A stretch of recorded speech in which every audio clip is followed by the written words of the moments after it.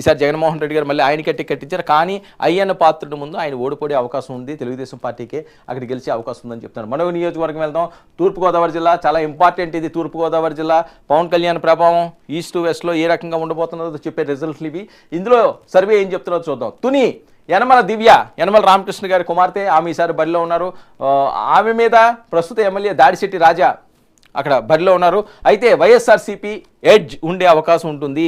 మరొకసారి యలమల కుటుంబాన్ని పెద్దగా పట్టించుకునే పరిస్థితి లేదు అన్నట్లుగా ఇక్కడ ఎడ్జ్ చూపిస్తున్నది. చూద్దాం మరి ఏం జరుగుతుందో. ఇక పత్తిపాడు విషయానికి వస్తే వరుపుల సత్యప్రభ ఇక్కడి నుంచి బరిలో ఉంటే వరుపుల సుబ్బారావు వైఎస్ఆర్సీపీ నుంచి బరిలో ఉన్నారు. టీడీపీ ఇక్కడ గెలిచే అవకాశం ఉందని చెప్తున్నారు. ఇక పిఠాపురం విషయానికి వస్తే చాలా కీలకం ఎన్నికల్లో. పిఠాపురంలో పవన్ కళ్యాణ్ ఈసారి గెలుస్తారా, ఓడిపోతారా? కోట్లాది రూపాయలు అక్కడ బెట్టింగులు జరుగుతున్నాయి. మెజారిటీల మీద కూడా బెట్టింగులు వేస్తున్నారు. గతంలో ఎప్పుడు జరగనటువంటి బెట్టింగ్ రాయిళ్ళ ఫోకస్ అంతా కూడా ఇక్కడే ఉందట. ఏ ఎన్నికల్లో కూడా ఎంత ఎత్తున బెట్టింగ్లు జరగలేదని వస్తున్న టాకు. మరి ఎన్ని కోట్ల రూపాయలు ఎవరి మీద బెట్టలేస్తున్నారో ఒకసారి ఇక్కడ చూద్దాం.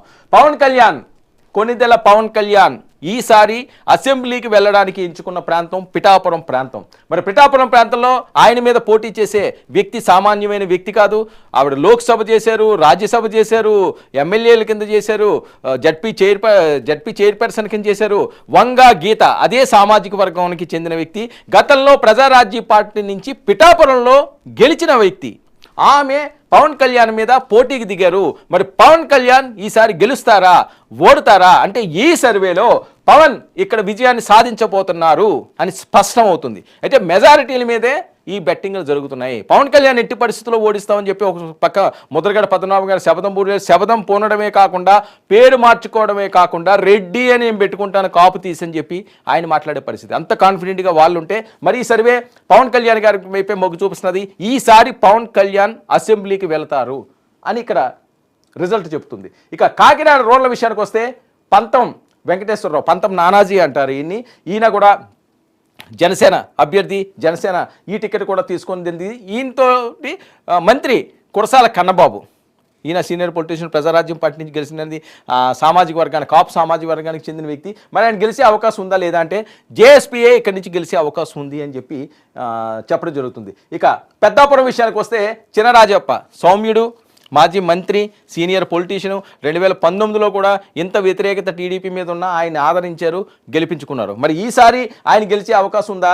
దౌలూరి దొరబాబు మీద, ఈయన కూడా ఎన్ఆర్ఐ, మంచి సర్వీస్ చేసే వ్యక్తి, చురుగ్గా పాల్గొనే వ్యక్తి. మరి ఆయన మీద ఈయన ప్రభావం ఎలా ఉంటుంది అంటే తెలుగుదేశం పార్టీయే గెలిచే అవకాశం ఉంది అని చెప్పి ఇక్కడ చెప్పడం జరుగుతుంది. ఇక కాకినాడ సిటీ విషయానికి వస్తే వనమాడి కొండబాబు ఇక్కడి నుంచి ఆయన పొత్తు పార్టీల నుంచి తెలుగుదేశం పార్టీ నుంచి మాజీ ఎమ్మెల్యే ఆయన బరిలో ఉంటే ఆయనకి ప్రత్యర్థి చంద్రశేఖర్ రెడ్డి, ద్వారంపూడి చంద్రశేఖర్ రెడ్డి. పవన్ కళ్యాణ్కి ఈ పేరు ఎత్తితేనే మంట కలుగుతుంది. ఎందుకంటే డైరెక్ట్గా ఈయన విమర్శించడం, నీ అంతు తేలుస్తానడం, నీ వెంపేని కూలగొడతానడం. సో మరి అలాంటి కాకినాడ దాంట్లో మరి ఎవరు గెలుస్తారయ్యా అంటే కొండబాబా, ద్వారంపూడ అంటే క్లోజ్ కంటెస్ట్ చూపిస్తున్నది వాస్తవంగా.